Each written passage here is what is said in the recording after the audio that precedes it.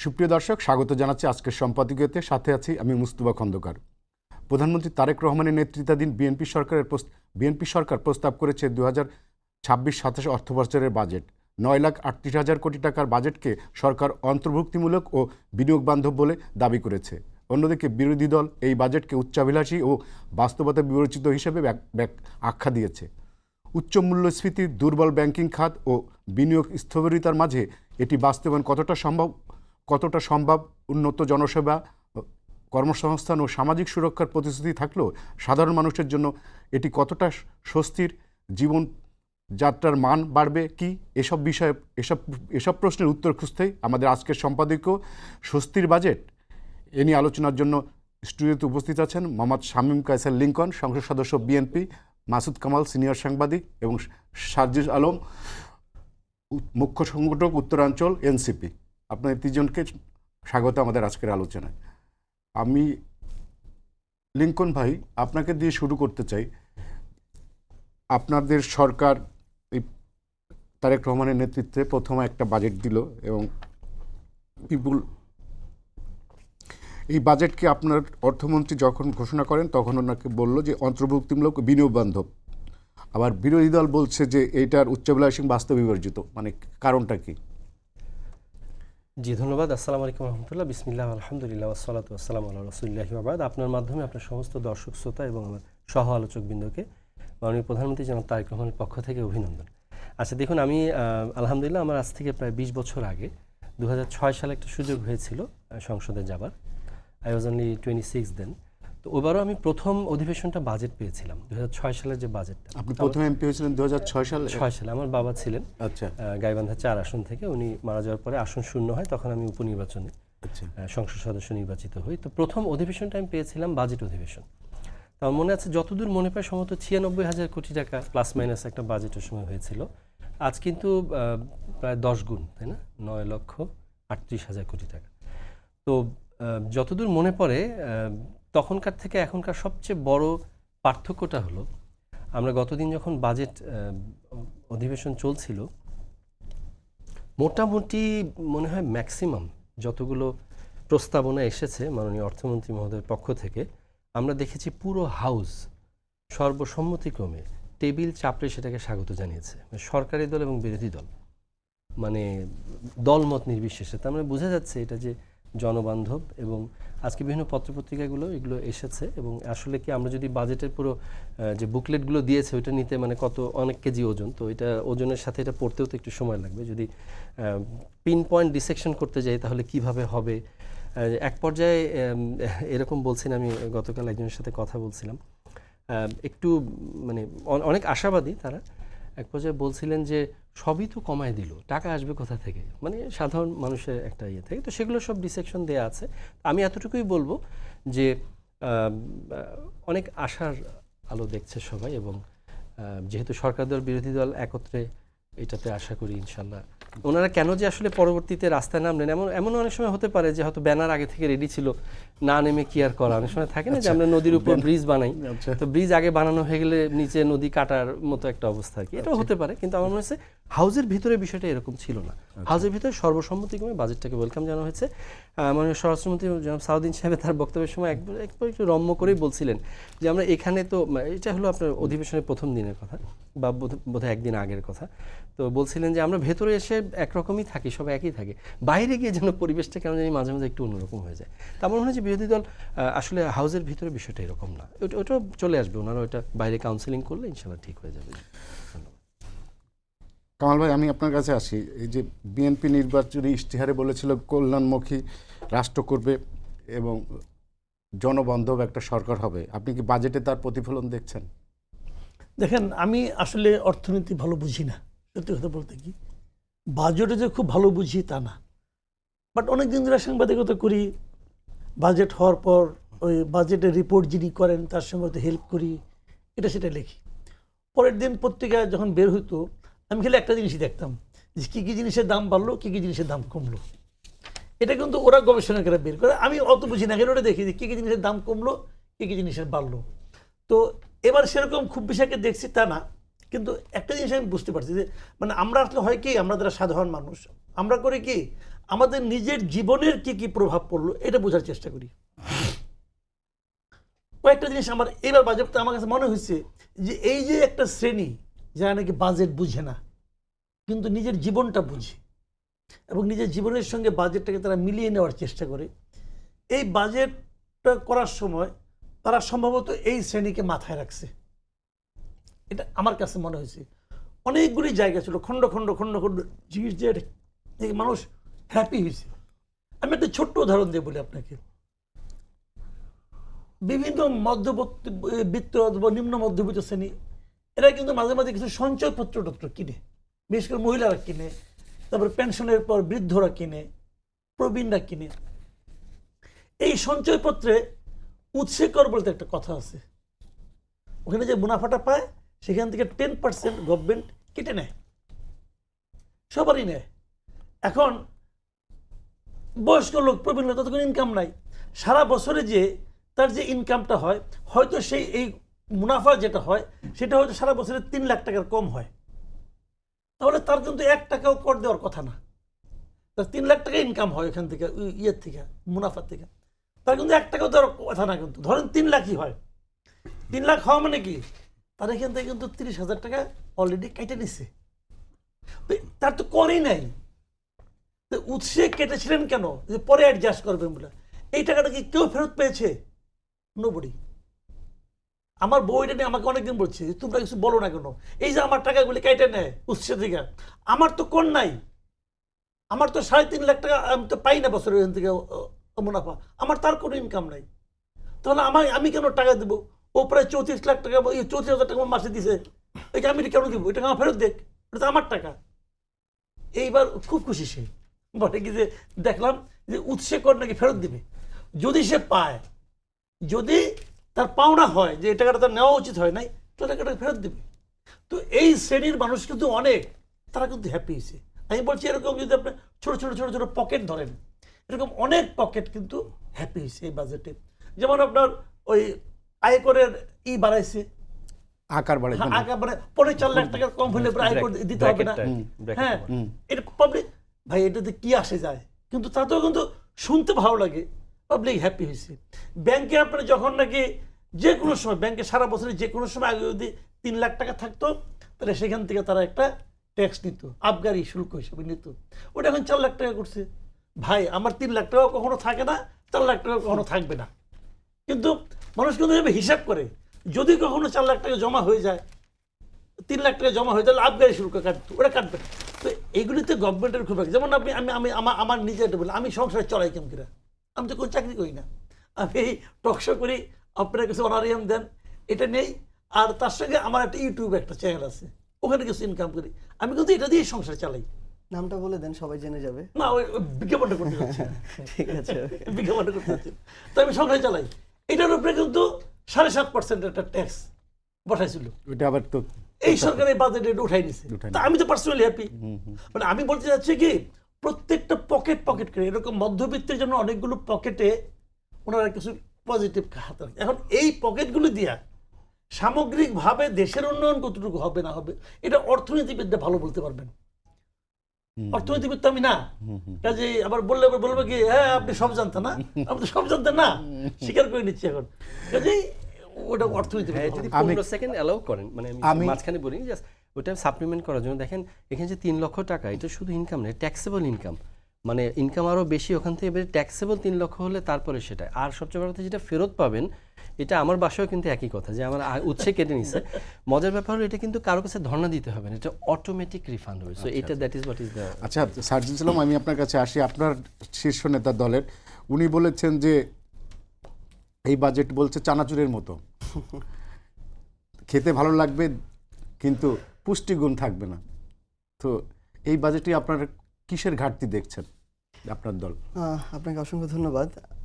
আসলে খুবই সুন্দর একটা মেটাফরিক এক্সাম্পল ব্যবহার করেছেন আমাদের সংসদ উপনেতা জনাব নাহিদ ইসলাম, যে আমাদের এই বাজেটটা হচ্ছে দেখতে সুন্দর, খেতে সুন্দর, কিন্তু পুষ্টিগুণ নেই। আবার আমাদের বিএনপি সংসদ সদস্য ভাই একটা কথা বলেছেন, আসলে এটার মধ্যে দিয়ে অনেকটা ফুটে ওঠে। সংসদে ওনাদের যখন আলোচনা হচ্ছিল যে সবই তো কমিয়ে দিল, তারা টাকা আসবে কোথা থেকে, এরকম একটা কথা আর কি।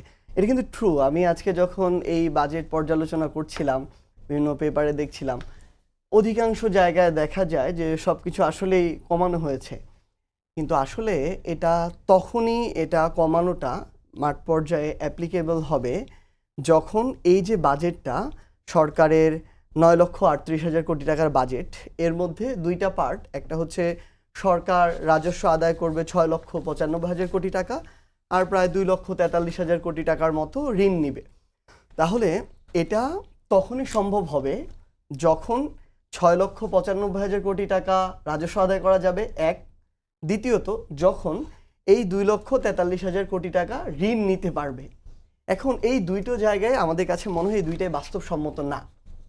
কারণটা হচ্ছে এর পূর্বেও আমরা যতগুলো বাজেট দেখেছি, কোনো বাজেটেই এর চেয়ে কম, অনেক কম রাজস্ব আদায়ের লক্ষ্যমাত্রা দিয়েও ধারে কাছে পর্যন্ত যাওয়া যায়নি।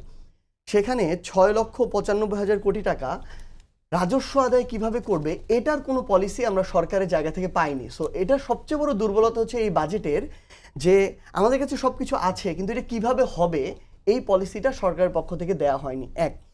দ্বিতীয়ত হচ্ছে আমরা যেটা বললাম ঋণের, এটা প্রায় 2.5 লক্ষ কোটি টাকা সরকার ঋণ নিবে। কোথা থেকে? দেশীয় ব্যাংক থেকে নিবে, বিদেশি ঋণ নেবে।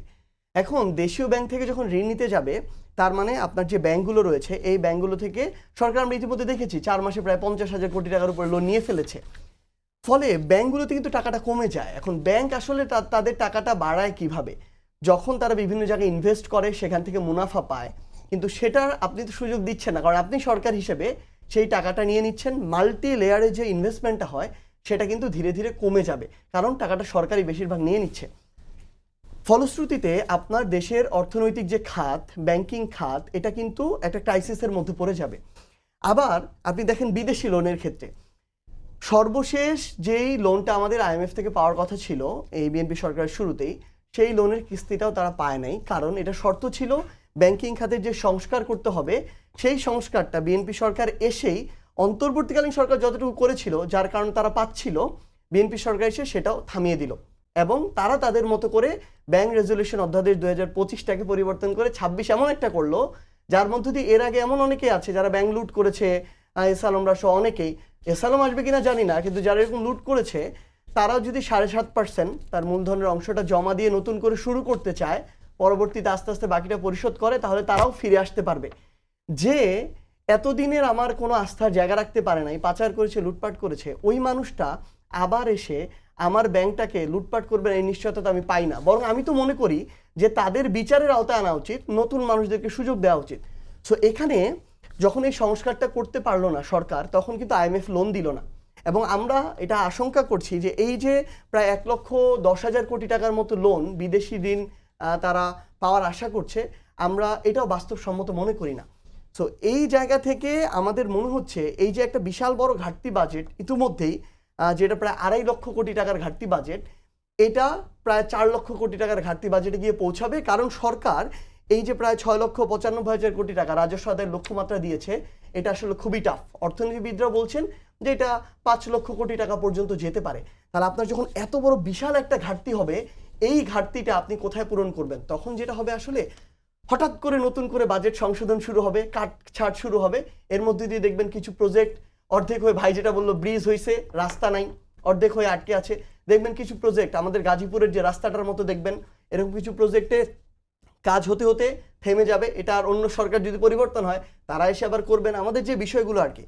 সো আমাদের আসলে দিন শেষে মনে হয়েছে, আমরা চাই সরকার উদ্যোগ নিয়েছে, বাস্তবায়ন করুক। তবে আমরা এনসিপির পক্ষ থেকে 8,32,000 কোটি টাকার একটা বাজেট দিয়েছিলাম। এটার আশেপাশে যদি থাকতো, ঘাটতি ঋণটা যদি আরেকটু কম হতো, যেটা লক্ষ্যমাত্রাটা, এটা যেটা আসলে সম্ভব না, এটাও যদি আরেকটু কমিয়ে আমরা অন্য জায়গায় লোক দেখানো আমরা সুযোগ সুবিধা দিলাম, সেটা যখন করতে পারবো না, যখন এটা আরো অনেক বেড়ে যাবে, তখন তো হিতে বিপরীত হবে এবং এটা সামাল তো সরকারকে দিতে হবে। তখন কিন্তু নির্বাচন ধীরে ধীরে এগিয়ে আসবে। এবং সরকার বলছে তারা মূল্যস্ফীতি 7.5 রাখবে। খুবই ভালো কথা, আপনি 7.5 রাখেন, কিন্তু আমাকে তো বলতে হবে আপনি 7.5 কিভাবে রাখবেন। এটা তো আমরা দেখছি আপনি যে যে জায়গাগুলোতে কমিয়ে দিচ্ছেন, আবার অর্থনৈতিক খাত, ব্যাংকিং খাত, আপনার হচ্ছে রাজস্ব, ওইখানে আপনার কম আসবে, আপনার হচ্ছে ঋণ আপনি পাবেন না, তখন তো মূল্যস্ফীতি বাড়বে। তো এই একটা অসামঞ্জস্য হওয়ার ফলে আমরা মনে করছি যে সরকার এই লক্ষ্যমাত্রার কাছাকাছি যাওয়া সরকারের জন্য কঠিন হয়ে যাবে, এটা বাস্তবসম্মত নয়। এবং দিন শেষে আমরা যে প্রত্যাশা করেছিলাম, কিছু ভালো জিনিস আছে, আমি আমার জায়গা থেকে কিছু সমালোচনা করলাম, কিছু ভালো জিনিসও আছে, এটাও আমি স্বীকার করি। কারণ বেশ কিছু সুযোগ সুবিধা, যেমন আমি একদম ছোট্ট আমি বলতে চাই, বাংলাদেশের অসংখ্য মানুষকে এখন ডায়ালাইসিস করতে হয়, হার্টে রিং পড়াতে হয়, এরকম ছোট ছোট ভাই যেটা বললেন যে অনেক জিনিস আছে যেগুলোতে হয়তো মানুষের একটু স্বস্তি আসবে। কিন্তু দিন শেষে আমার তো কর্মসংস্থান তৈরি করতে হবে, দিন শেষে মানুষের ক্রয় ক্ষমতা বৃদ্ধি করতে হবে, দিন শেষে উৎপাদন বাড়াতে হবে। কিন্তু এটার কোনো পলিসি আমরা এই বাজেটে দেখতে পাই নাই। এই কারণে আমরা মনে করছি যে সরকার এই বাজেটটা কখনোই পূরণ করতে পারবে না, এটা বাস্তবসম্মত হবে না। ধন্যবাদ। লিঙ্কন ভাই, আমি আপনার কাছে আসি, সেটা হচ্ছে যে বিরোধী দল তো অভিযোগ করবেই আপনারা যত ভালো বাজেট দেন, কিন্তু কিছু কিছু বিষয় আছে যেটা, যেমন বিরোধী দল বলছে বাজেটটা তুলনামূলক ধনীরাই বেশি সুবিধা পাবে এবং মধ্যবিত্ত নিম্নবিত্ত আয়ের মানুষের উপর করের চাপ আরও বাড়বে। মানে এই সম্পর্কে কিছু বলতে চাচ্ছেন? করের চাপ আরও বাড়বে, তাহলে আপনার এটা জনবান্ধব বাজেট হলো কিভাবে? আচ্ছা ভাই, প্রথমত হলো যে বাজেটে কোনো রকম ছিটে ফোটারও নমুনা নাই যে এটা মধ্যবিত্ত এবং নিম্ন মধ্যবিত্তকে নিষ্পেষণের বাজেট, এটা কোনো অবস্থাতেই না। এই জন্যই বিরোধী দল অভিযোগ করছে, এই জন্যই এবার আমি যে বললাম যে বাহিরের অভিযোগের ভিতরে, ওই যে বললাম ব্রিজের কথাটা, কিন্তু আমি কোন প্রসঙ্গে বলেছি যে আগে ব্যানারটা বানানো হয়ে গেলে পরে একটু না নামলে কেমন হয়, মানে ব্রিজ আগে বানাই ফেলছি, রাস্তা নদী তো নিচে নাই, এই জন্য এখন নদী কাটার প্রকল্প নেওয়া আর কি, ওরকম অনেকটা ঘর থেকে বের হয়ে, সংসদ থেকে বের হই। একটা কথা ভাইয়া যেটা বলেছেন যে পলিসি, আমি কিন্তু শুরুতেই বলেছি যে টোটাল বুকলেটটা যদি নিয়ে আসা যেত অনেক কেজি ওজনের, তাহলে হয়তো দেখানো যেত। যিনি মাননীয় সংসদ সদস্য যিনি বলেছেন, ওনার মানে মাননীয় বিরোধী দলীয় চিফ হুইপ যেটা বলেছেন, ওনার কাছে যতগুলো বুকলেট দেওয়া হয়েছে ওগুলো যদি উনি একটু বের করে খুলে দেখতেন, তাহলে ওর মধ্যে অনেক স্পেসিফিক পলিসিগুলো দেওয়া ছিল। ইনশাআল্লাহ যেহেতু রাতারাতি একদিন চলে গেছে, দেখবেন এবং আস্তে আস্তে উনিও সেটা এনরিচ হবেন কীভাবে এগুলো বাস্তবায়ন হবে। আমাদের সরকার আসলে যতবার দায়িত্বে এসেছে, শহীদ রাষ্ট্রপতি জিয়াউর রহমান থেকে শুরু করে দেশনেত্রী বেগম খালেদা জিয়া, যখন তারা প্রথম আসলেন, যখনই মানে এক একটা ক্রাইসিসের সময়, মানে আগে একবার ফাঁকা করে গেছে জিয়াউর রহমান সাহেব, এসে একটা পুল করলেন, তাই না, আবার ফাঁকা করে গেল এরশাদ সাহেব, আবার ম্যাডাম জিয়া এসে পুল করলেন, এবার এসে তো ফাঁকা করে চলেই গেল হেলিকপ্টারে, এবার এসে ওনার পুল করার পালা। তো বলতে যেটা চাচ্ছি সেটা হলো পলিসিগুলো ওই 22 সালে বা 23 সালেও যখন 31 দফা দেওয়া হয়েছে, প্রত্যেকটার এগেনস্টে স্পেসিফিক পলিসি দেওয়া আছে, এবারও বাজেটে পুরো স্পেসিফিক পলিসি দেওয়া আছে। আমি যেটা বলেছি যে টাকা আসবে কথাই বলছি, এটা অনেকে ভাবছে যে এত সুন্দরও হতে পারে, এটাও হতে পারে, আসলে কি টাকা আসবে এগুলো? এখানে মজার ব্যাপার হলো উনি বললেন যে 5 লক্ষ কোটি টাকা পর্যন্ত টার্গেট ফিল আপ করা সম্ভব, তাহলে আপনি 8,32,000 কোটি টাকার বাজেট আপনি বা কেন দিলেন?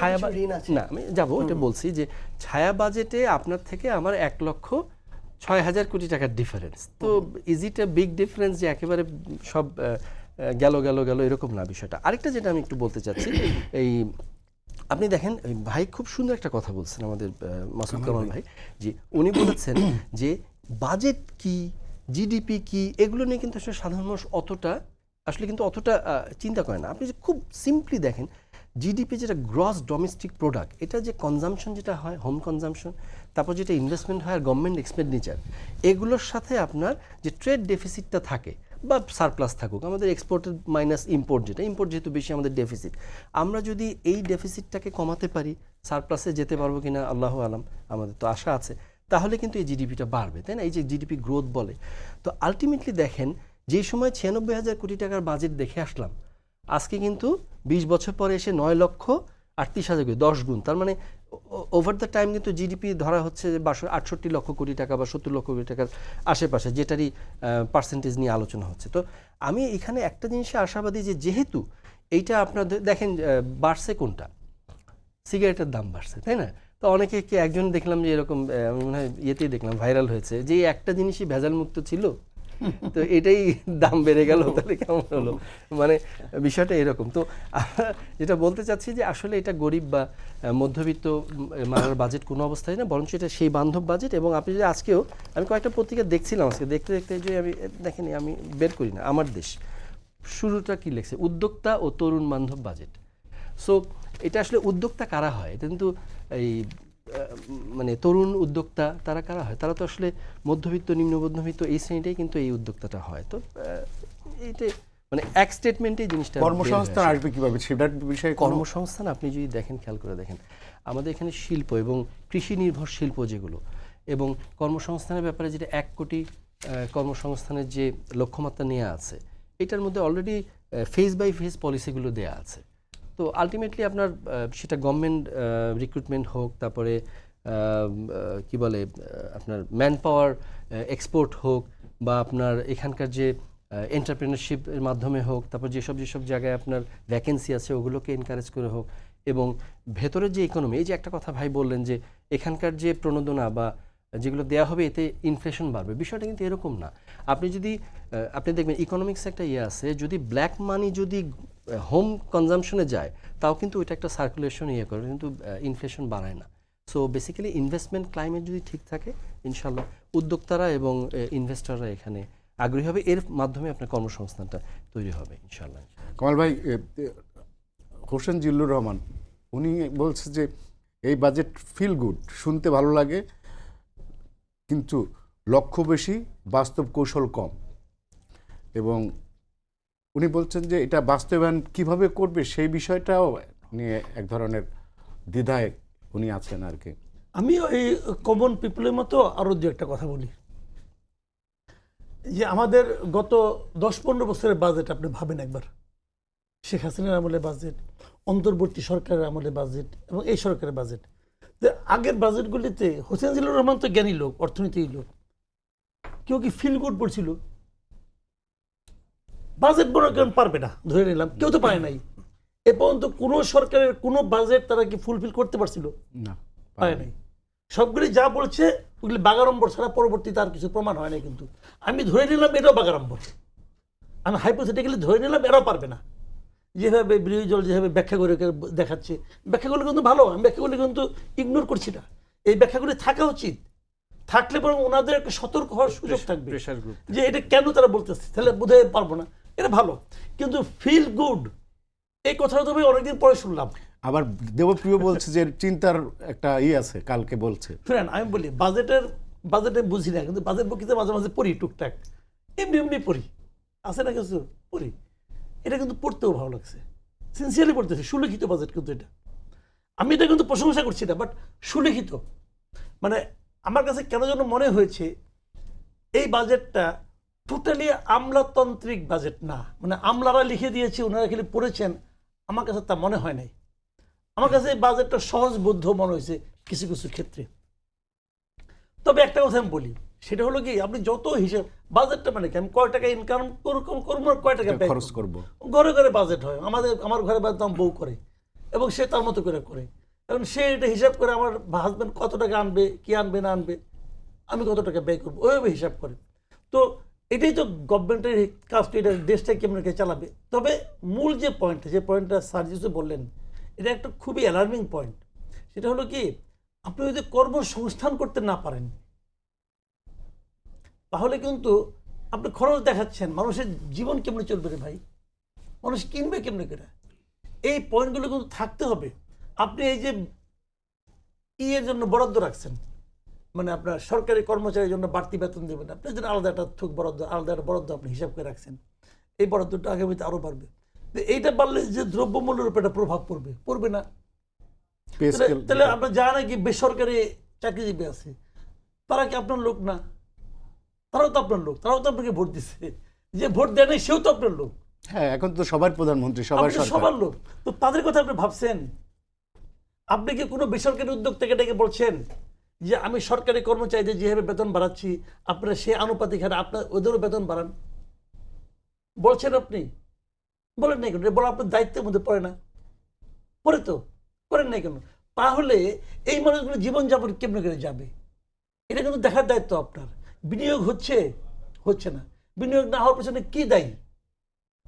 আমরা বিনিয়োগ বোর্ড একটা করেছি, বিদেশ থেকে একজন, বিদেশ থেকে বলি না, আমি আকাশ থেকে বলি, উনি তো আকাশ থেকে জাম্প করেন, এক লোক নিয়ে আসছেন, আশিক চৌধুরী, ওনাকে তবে এই সরকার রেখেও দিয়েছে, যে 2-4 জন লোককে রাখছে তার মধ্যে উনিও একজন, বিশাল ক্যারিজমেটিক লোক, জীবনে কোনদিন বিনিয়োগ আনা কোনো এক্সপেরিয়েন্স ওনার আছে, চাকরি করতো ওটা ব্যাংকে, তারা ধরে নিয়ে আসছেন আপনি এখানে এনে বিশাল একটা পোস্টে বসাই দিচ্ছেন। কি তার যোগ্যতা এখনো বুঝতে পারলাম না। আমাদের দেশে জন্মগ্রহণ করছে এক লোক, সে ভারতে যে $20 বিলিয়ন বিনিয়োগ করে, তাকেও তো আপনি আনতে পারেন নাই। আমার ঢাকার ছেলে, তাকেও তো আপনি আনতে পারলেন না, এই রবিন খুদাকে।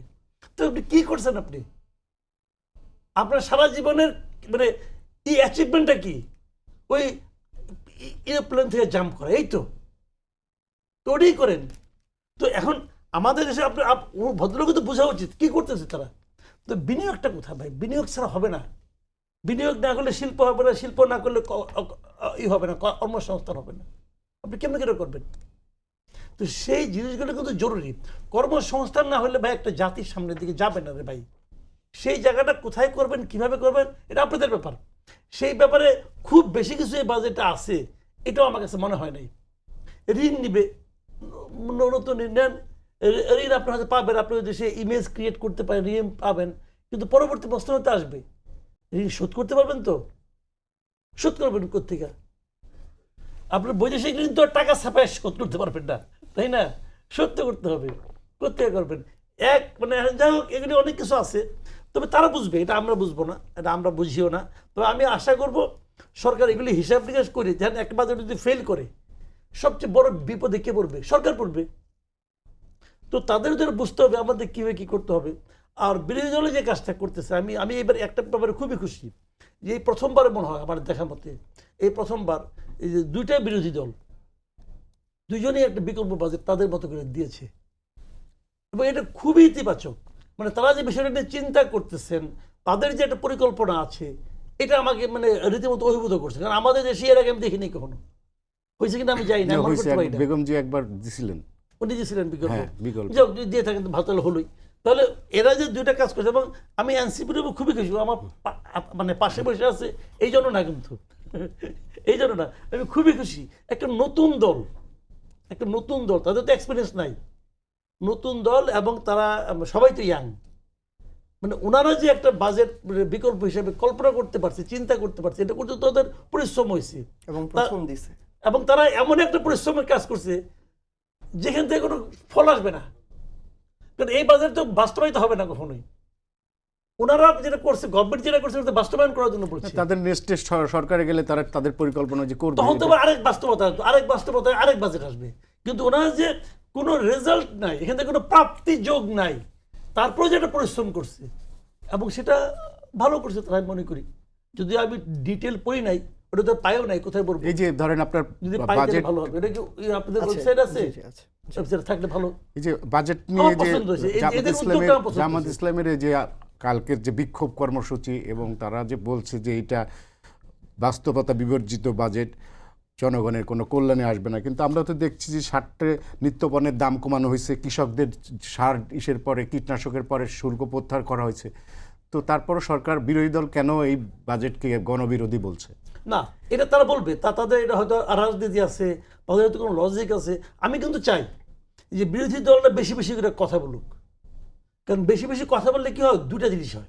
একটা জিনিস হলো তাদের ওই বেশি কথাটা জাস্টিফাই করার দায়িত্ব তাদের উপরে বর্তায়।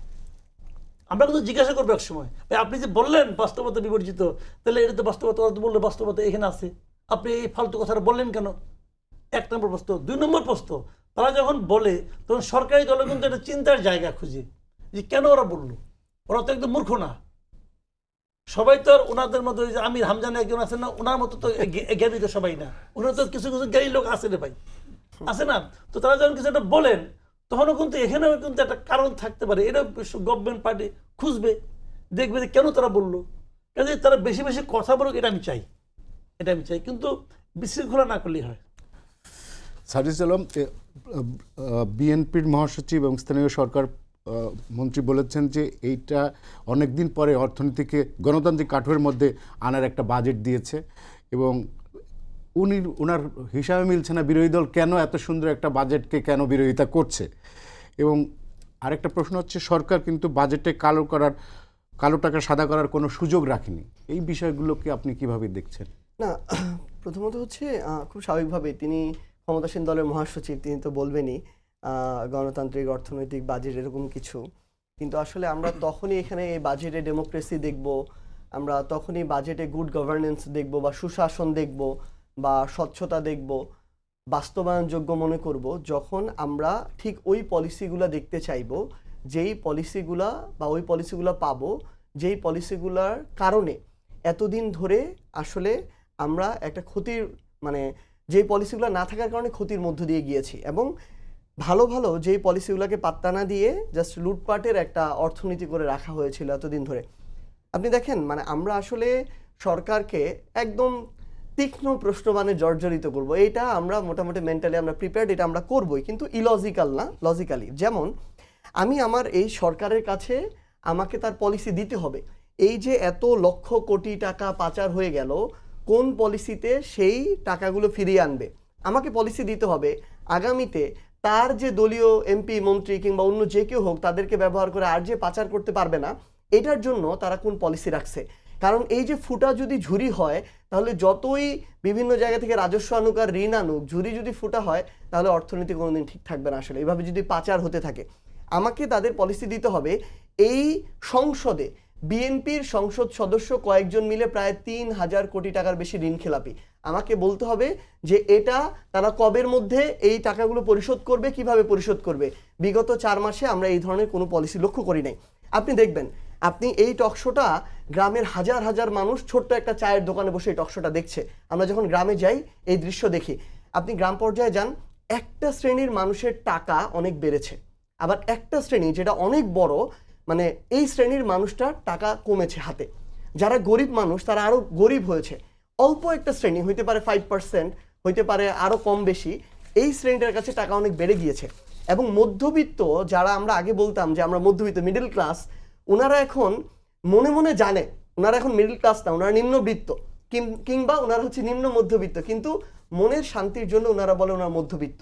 কিন্তু আপনি দেখবেন যে এই বেতনভুক্ত যে মানুষটা ছিল, সরকারি হোক বেসরকারি হোক, তার এখন 15-20 তারিখের পরে তার আর চলার উপায় থাকে না। আসলে ওই গ্রামের যে মানুষগুলো কাজ করে, আপনি দেখবেন ধান যখন কাঁচা ধান কাটা হচ্ছিল, মাত্র আমরা মাঠ থেকে আসলাম, কাঁচা ধান যখন কাটা হচ্ছিল, কৃষকের তো আর ধান রাখার সবার গোডাউন নাই, তখন ধানের মন যায় 600 টাকা করে, বস্তা 1200-1400 টাকা, 600-700 টাকা মন।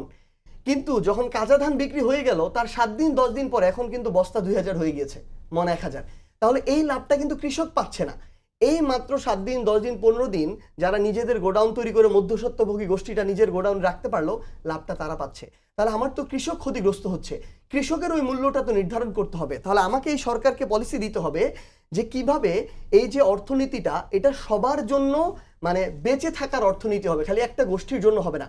এটা আসলে আমরা যেটা দেখেছি, নিম্নবিত্ত মানুষ অল্প কিছু কিছু জায়গা আছে, ছোট ছোট জায়গা, ওই জায়গাগুলোতে তারা একটা স্বস্তি পাবে।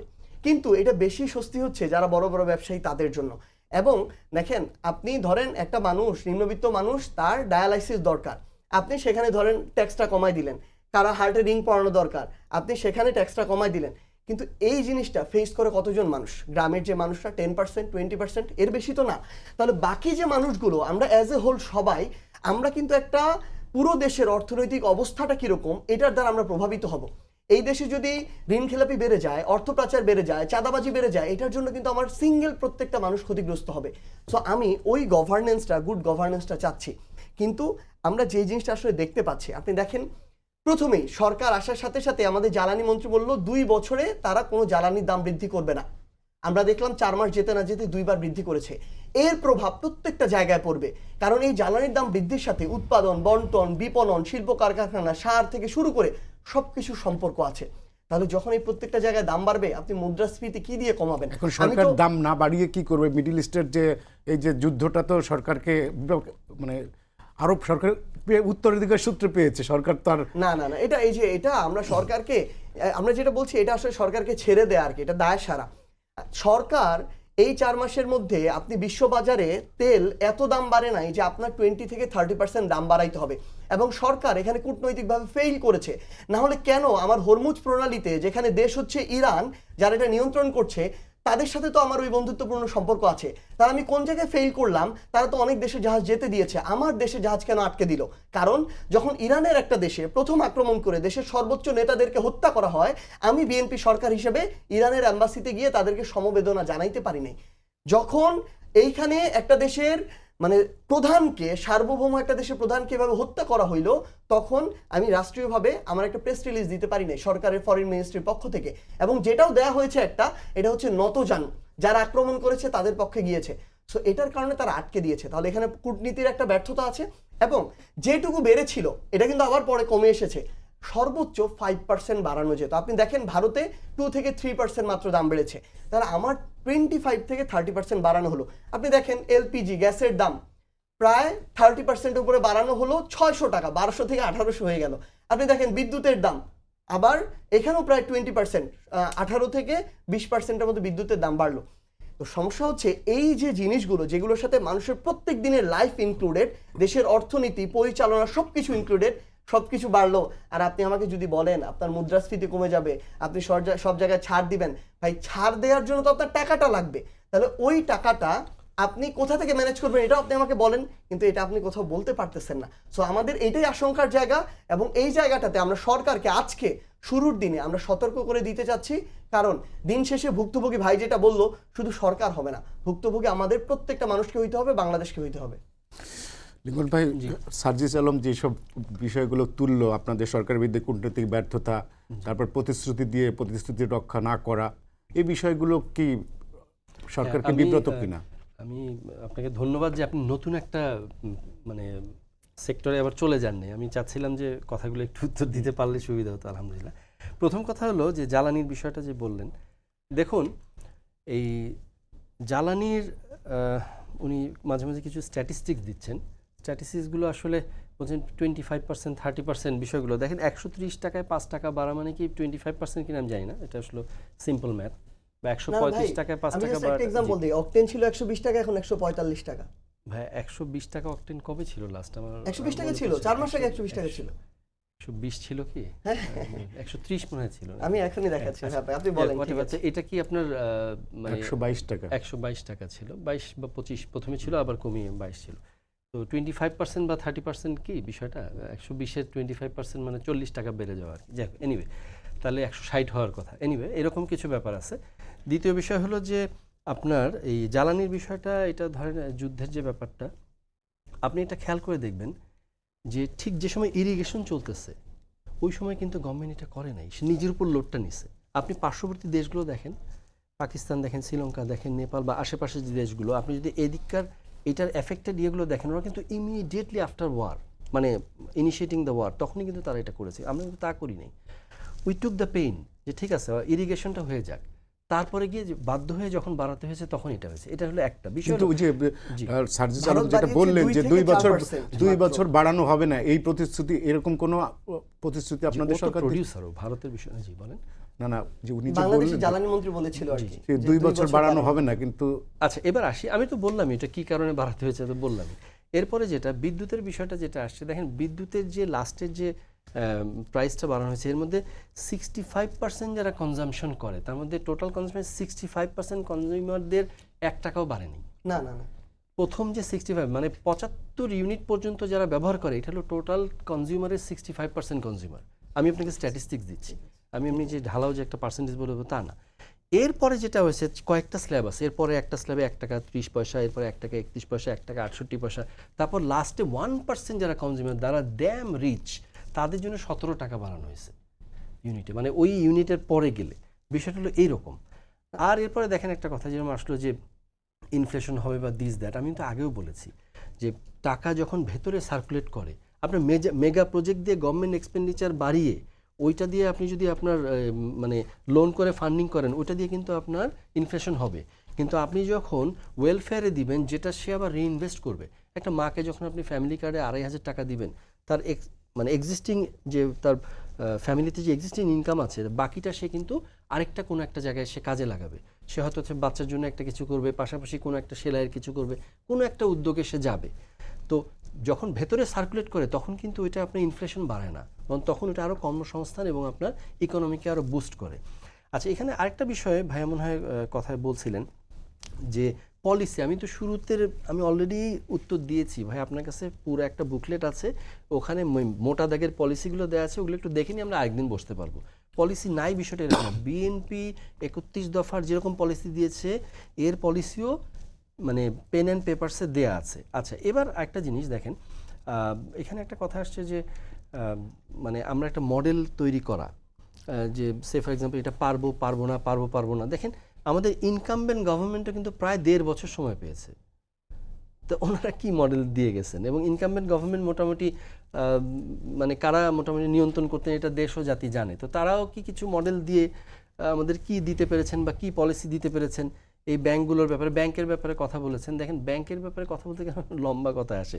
ঋণ খেলাপের কথা বলেছেন, মানে অ্যাস্টনিশিংলি, আমি জানি না ভাইয়া কোনো বিজনেসের সাথে জড়িত কিনা, বিজনেসে করতে গেলে ইনভেস্টমেন্ট করতে হয়, ইনভেস্টমেন্ট যখন বাড়াতে যায় তখন হয়তো কিছু ঋণ নিতে হয়। 17 বছর তো ভাই এই বিজনেসম্যানরা বিজনেসই করতে পারেনি।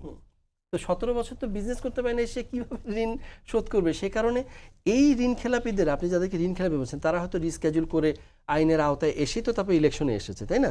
তো যে বিজনেস করতে পারলো না 17 বছর ওই ফ্যাসিস্টের কারণে, তাকে ওই 1.5 বছরে ওই ইনকামবেন্ট গভর্নমেন্ট কীভাবে তার ব্যাপারে কী ব্যবস্থা নিল ওটাও তো একটু জানা দরকার। তারপর না এসে এখন তারা কিভাবে পরিশোধ করবে না কিভাবে রিশিডিউল করে তারা দিচ্ছে, এটা তো অবশ্যই এটা মানে এ তো গল্পের বিষয় না, এটা পেন অ্যান্ড পেপারসেই সব কিছু আছে। এখন আপনি মনে হয় লাস্ট যেটা বলতে চাইলেন যে অভিযোগের বিষয়গুলো, আমরা আসলে খুবই হ্যাপি একটা কারণে, যে ওই যে ভাই বললেন না যে স্বস্তি পাচ্ছি, ফিল গুড, মানে এরকম, তাই না?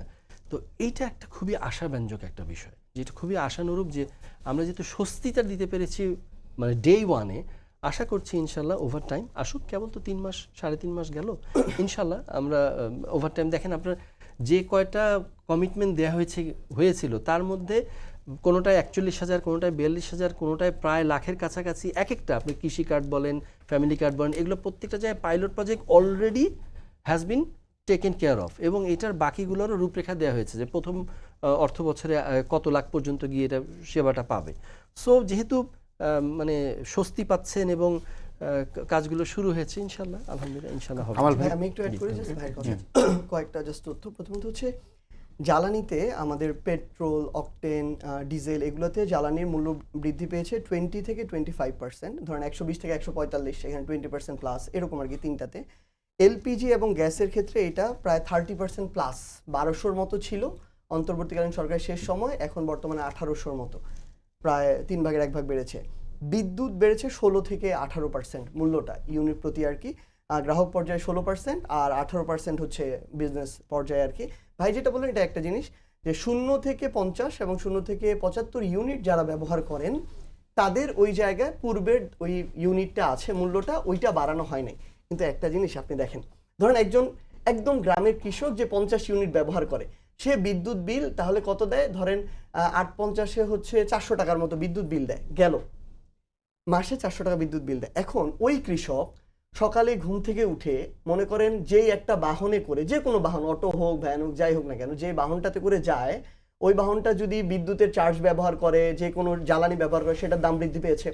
ওই কৃষক মাঠে ফসল ফলাইতে যাবে, সার কিনতে যাবে, সারের দাম বৃদ্ধি পেয়েছে, কীটনাশকের দাম বৃদ্ধি পেয়েছে, মজুরি বৃদ্ধি পেয়েছে, যেই জমি যার কাছ থেকে বর্গা নেয় তাকে টাকা বেশি দিতে হয়, তার প্রত্যেক দিনে তার সন্তানের জীবন ধারণ, পড়াশোনা, খেলাধুলা, খাওয়া দাওয়া সবকিছুর তো দাম বাড়লো। তাহলে শুধুমাত্র তার ওইখানে 400 টাকায় হয়তো 450 টাকা হইতো, ইউনিটেরটা বাড়াইলে এই 50 টাকা কমে তো লাভ হইতেছে না। আমরা ওই জিনিসটা বলছি যে এই যে মূল্যস্ফীতিটা বৃদ্ধির জন্য সামগ্রিকভাবে যে জিনিসগুলো প্রভাবক, এই প্রত্যেকটা জিনিস বৃদ্ধি পাচ্ছে, তার মানে ওইটাও বৃদ্ধি পাবে, কেউ স্বস্তিতে থাকার সুযোগ নাই।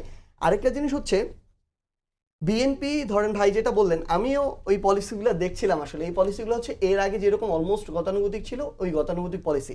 এখন পেন অ্যান্ড পেপারসে অনেক কিছু ভালো ভালো দেওয়া যায়, বিএনপিও তাদের নিজের দলীয় 31 দফায় দিয়েছে অনেক ভালো ভালো কথা, একটাও আল্লাহর রাস্তে মানে না। প্রথম দফায় গুরুত্বপূর্ণ যেগুলো আমাদের সংস্কার প্রয়োজন সংবিধানে, সেগুলোর জন্য তারা সংবিধান সংস্কার কমিশন নিজেরা গঠন করতে চেয়েছিল। সংসদে দাঁড়িয়ে জনাব সালাউদ্দিন আহমেদ বলে যে সংবিধান সংস্কার হয় না, শুধু সংশোধন হয়, প্রতারণা। এরপরে বিচার বিভাগ তারা স্বাধীন করতে চাইলো, পৃথক সচিবালয় করতে চাইলো, দুদকের তারা স্বাধীনতা চায়, মানবাধিকার কমিশনের স্বাধীনতা চায়, পুলিশের সংস্কার চায়, প্রত্যেকটা তাদের 31 দফাতে দেয়া আছে। কিন্তু যখন অধ্যাদেশগুলো আসলো তারা অধ্যাদেশগুলো বাতিল করে দিল। এখন ওই আলোচনা পাশ কাটিয়ে কিভাবে অন্য আলোচনায় যাওয়া যায়, এটা আমরা বিএনপি পলিসি দেখছি। আবার আপনি আরেকটা জিনিস দেখেন, যেটা হচ্ছে এই যে বিএনপির জায়গা থেকে ভাই যেটা বললো যে যারা ঋণ খেলাপি ছিল ব্যবসা করতে পারে না, ফাইন, হইতে পারে, তারা একটা টাফ টাইমের মধ্য দিয়ে গিয়েছে। কিন্তু একটা জিনিস কি, ঋণ খেলাপি হয় শেষ সময় গিয়ে, যখন একদম সব স্টপ হয়ে যায়। তাহলে সেটাও যদি আমি বাদ দিই, বিগত 2 বছরে তারা তো বিজনেস করেছে। বিগত 2 বছরে তারা যেই ধাক্কাটা খেলো নির্বাচন করার সময় নিল, এর পূর্বে 1.5 বছরে তারা তো বিজনেস করলো, তারা তো কিছু দেয় নাই। আবার নির্বাচনের পরবর্তী 4 মাস গেল, এখন পর্যন্ত আপডেটে কারো কোনো কিছু দেওয়ার রেকর্ড নেই। সো আমাদের সন্দেহটা ওই জায়গায়, আমরা যদি তাদেরকে এক পা আগাতে দেখতাম আমরা আস্থা রাখতাম, আমরা যখন আগাতে দেখি না তখন আমাদের আস্থাটা কমে যায়। আরেকটা জিনিস বলি, যেটা হচ্ছে কি আসলে মাঠ পর্যায়ে যেটা আমরা ফেস করছি এখন ভাই, যে কোনো একটা বাজেট গেল, আজকে আপনি পেপারের শিরোনামে দেখেন অনেক বড় করে লেখা এসেছে, বগুড়ায় আমাদের প্রধানমন্ত্রী নিজের জেলা এলাকায় খাল খননে কোটি টাকার দুর্নীতির অভিযোগ আসছে, একদম মেইন শিরোনাম হিসেবে আসছে। এখন আমরা নতুন করে যেটা দেখছি যে মাঠ পর্যায়ে নতুন একটা ট্রায়ও তৈরি হচ্ছে। ট্রায়োটা কারা কারা? একটা হচ্ছে স্থানীয় নেতা, বিএনপির ক্ষমতাসীন নেতা, আরেকটা হচ্ছে তাদের সাথে লবিং করা সরকারি কিছু কর্মকর্তা কর্মচারী যাদের হাত দিয়ে প্রজেক্ট টেন্ডারগুলো যায়, আরেকটা হচ্ছে ঠিকাদার। এই একটা সুন্দর ট্রায়াল তৈরি হয়েছে, যারা মিলে আগের মতোই আমরা দেখছি বাজেটের প্রায় 50% বিভিন্নভাবে ভাগ বাটোয়ারা করছে, বাকিটা ইমপ্লিমেন্টেশনে যাচ্ছে। সো আমাদের আশঙ্কার জায়গাটা হচ্ছে এগুলো যদি তাদের জায়গা থেকে তদারকি না হয়, তারাও সংসদে আছেন, এগুলো যদি তারা দেখভাল না করেন, এটা শুধুমাত্র মানে আমরা ক্ষতিগ্রস্ত হব, আমরা সমালোচনা করছি, ব্যাপারটা এমন না। এটা তাদের জন্য একটা ক্ষতি, দেশের জন্য ক্ষতি। তো সবশেষে ব্যাপারটা এরকম, আসলে আমরা এই যে জিনিসগুলো অন্তর্বর্তীকালীন সরকারের সময়, ভাই আরেকটা কথা বলুন, এটা বলে শেষ করি। অন্তর্বর্তীকালীন সরকারের দায়িত্ব আসলে ছিল কিছু সংস্কার আমাদের সামনে এনে দেয়া, কিছু করেও যাওয়া। তারা আমাদের সামনে জুলাই সনদ দিয়েছেন, গণভোট দিয়েছেন, এখানে 84টা সংস্কার আছে, অনেকগুলো অধ্যাদেশ আছে। এইগুলো যদি আমরা একসাথে মিলে এই জায়গাটাতে কাজ করি, তাহলে আমরা মনে করি ওই ফলটা আমরা ধীরে ধীরে নিতে পারবো। কিন্তু আমরা যখন শুনি কেউ এটা বলে যে গণভোট তো অবৈধ হওয়া উচিত, এই জুলাই সনদ আমরা আমাদের দলীয় অনুযায়ী বাস্তবায়ন করব, এই জুলাই সনদ তো দলীয় সনদ না, এটা তো দেশের সনদ, অভ্যুত্থানের সনদ। তাহলে তখন আমরা এই জায়গাটাতে আশাহত হই। এবং বিভিন্ন জায়গায় যেভাবে দলীয় নেতাকর্মীদেরকে বসানো হচ্ছে, আমরা একটা বিশাল বিশৃঙ্খলা দেখলাম ইসলামী ব্যাংকের এখানে, আমরা বিসিবির নির্বাচনে উত্তর কোরিয়ার মতো নির্বাচন দেখলাম, আমরা প্রত্যেকটা সিটি কর্পোরেশনে এবং আমাদের যে মেট্রোপলিটন যেগুলো আছে সেখানে আমরা নিজেদের দলীয় নেতাকর্মীদেরকে প্রশাসক দিতে দেখলাম। এই বিষয়গুলো আমাদের আস্থার সংকট তৈরি করে।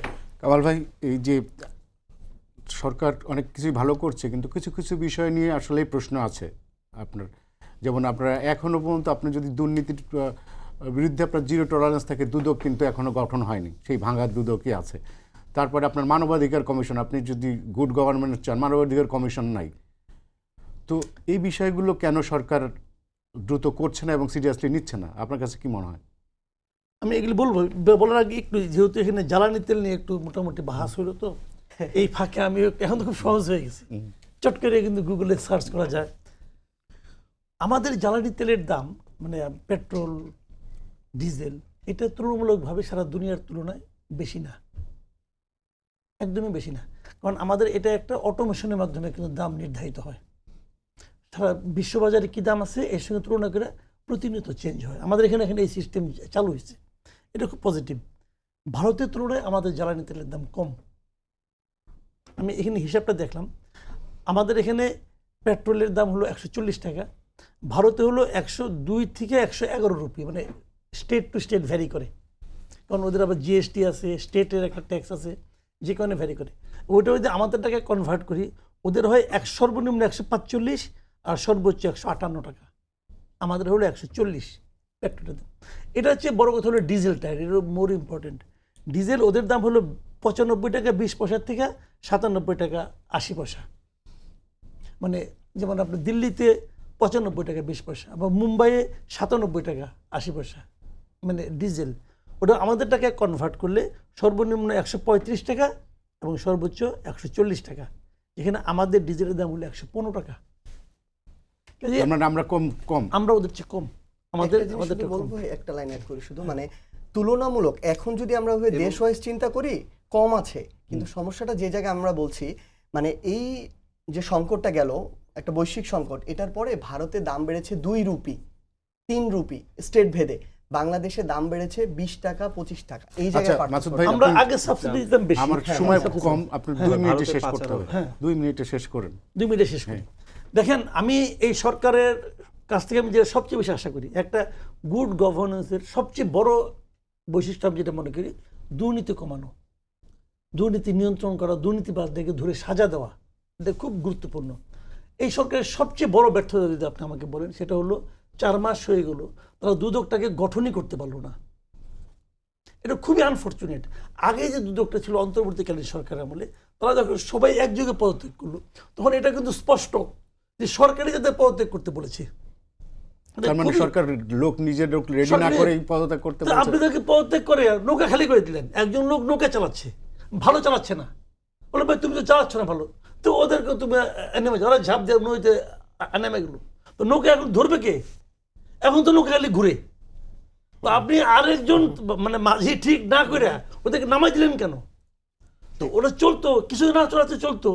তো এইটা হলো সরকারের, আমি মনে করি এটা ভয়ঙ্কর একটা ব্যর্থতা। এই ব্যর্থতার কোনো সীমা হয় না।